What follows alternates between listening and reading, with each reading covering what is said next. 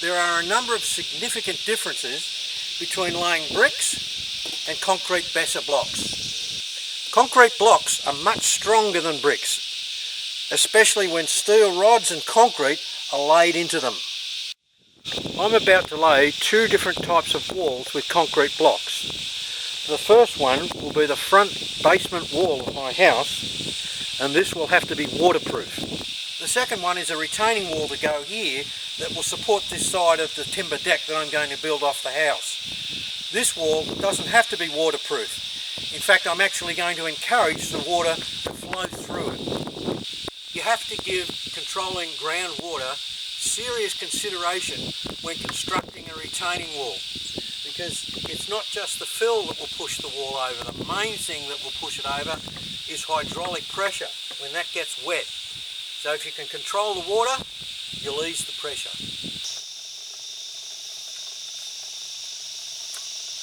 The mortar mix for concrete blocks is different to what you use when laying bricks. The mortar here needs to be weaker than the concrete blocks themselves, so that any undue stress will crack the mortar rather than the blocks themselves.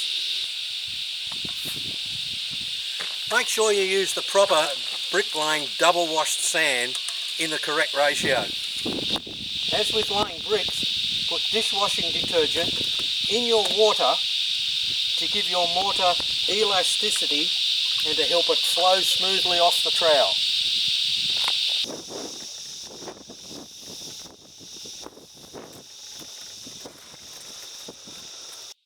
Bricks can be laid from both ends of a wall towards the middle, because any uneven gaps can be filled in by cutting bricks to the specific size. However, with hollow concrete blocks, it's much easier if you avoid odd-sized pieces and make your wall to a full or half block length. Start laying your first course at one end and go all the way to the other to ensure this is the case. After you've laid your first course, you can build up your ends and use a string line. Make yourself a coarse height gauge like I did with bricklaying. Most blocks are 190mm high, so you add 10mm for the mortar. You notch this every 200mm. I use a hacksaw so the marks won't rub off. Because concrete blocks have a hollow centre, you can't lay mortar onto the middle of them like you do with bricks, as I showed in my previous tutorial. A different trowel technique is required both on the mortar board and the block itself. You have to use sausages. Oh, there you go, Dale. I'm trying to do a serious tutorial here. I think I just found dinner.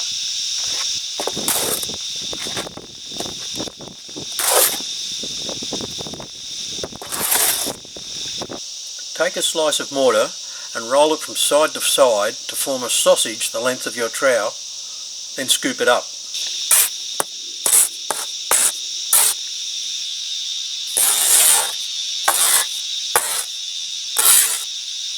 Find the edge of the block with the tip of your trowel and slice downwards to leave the sausage on the block.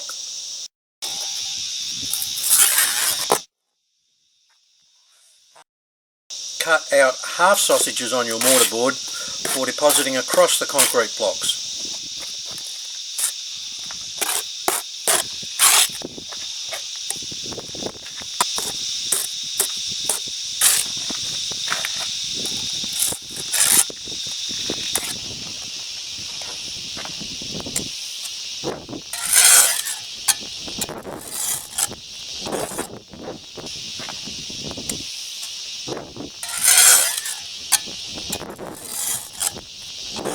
I laid steel reinforcing rods into my house slab and foundations every 400mm or every 2 block length. This wall is going to be 2.8 metres high, but the rods are shorter at this point in construction because it would have been impractical to lift the blocks over anything taller. I'll add to the steel rods as the wall goes up. As the blocks are laid, I'll pour concrete into them at these points. These pillars will tie the blocks together and add incredible strength. About half of my concrete blocks have this cutout in them. which allows the laying of steel reinforcing bars horizontally every 2 or 3 courses. This adds to the wall strength yet again. For even more strength, I'll lay external block piers going out towards the dirt fill, along with a central internal brick wall. These ties will lock in all adjoining brick walls of the house to the concrete block walls.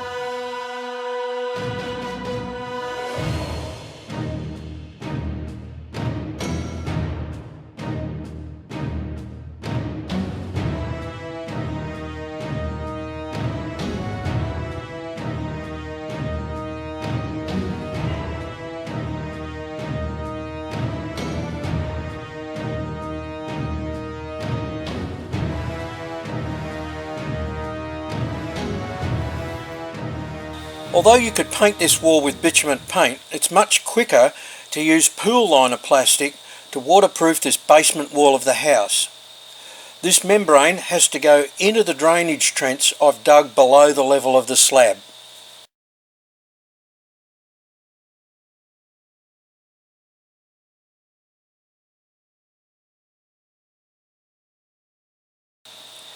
Agricultural drain pipe fitted with an anti-sediment sock goes into the trench and is covered with washed gravel. The pipe has to go right on the bottom of the trench, otherwise it won't catch the water and drain it away.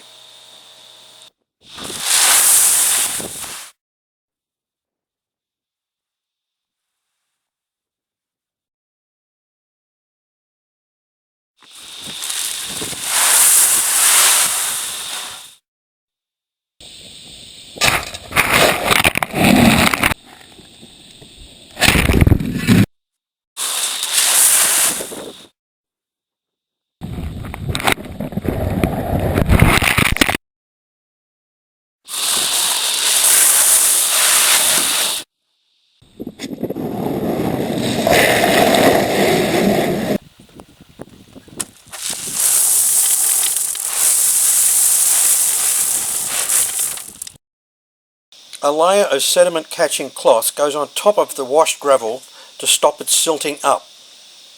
This drainage barrier will now be continued with rocks, bricks and more gravel right to the top of the wall as it's built. And now for something completely different. The bottom 3 courses on this retaining wall are different to the wall on the house because I want the groundwater to go through this one. In the first 2 or 3 courses I'll lay blocks on their side away from where the steel rods are positioned, and I won't put any mortar on the ends, leaving weep holes between the blocks. Doing this means no ag piping is needed in the gravel fill behind this wall.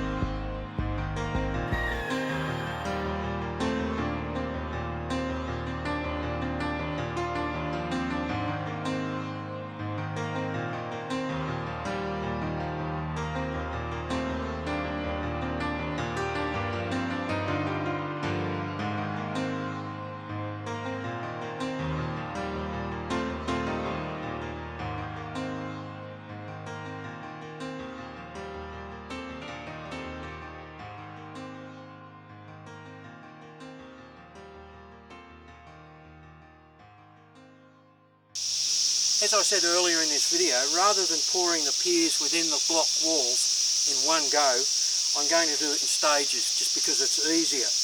I'll make sure that I only pour the concrete to a half block height so that as I add each section it'll lock in and I'll add more steel.